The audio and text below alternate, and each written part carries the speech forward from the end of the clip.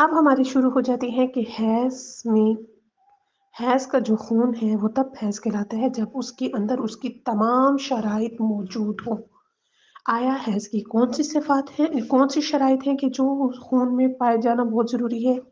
سب سے پہلی شرط جو یہ ہے کہ اگر کوئی بھی جو لڑکی ہے وہ خون دیکھ رہی ہے، اگر اس کے 9 سال مکمل ہونے کے بعد اس کو خون آئے تو وہ حیض کہلائے گا، لیکن اگر وہ 9 سال کی نہیں ہوئی اور اس نے خون دیکھا ہے تو وہ اس کا خون خون حیض نہیں ہے۔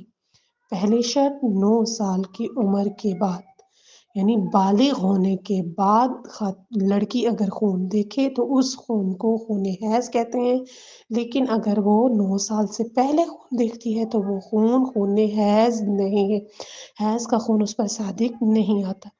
دوسری شرط ہے کہ خاتون 60 برس پورے ہونے کے بعد جو خون دیکھتی ہے وہ حیض کا حکم نہیں رکھتا۔ 60 سال کے بعد، یعنی 60 سال کے بعد والی خاتون کو سن الیاس یعنی بزرگی والی عمر اس کی شروع ہو جاتی ہے۔ اس میں وہ خاتون کیا ہے، جو خاتون کو اگر خون آ بھی رہا ہے تو وہ اس کا حیض شمار نہیں ہوتا۔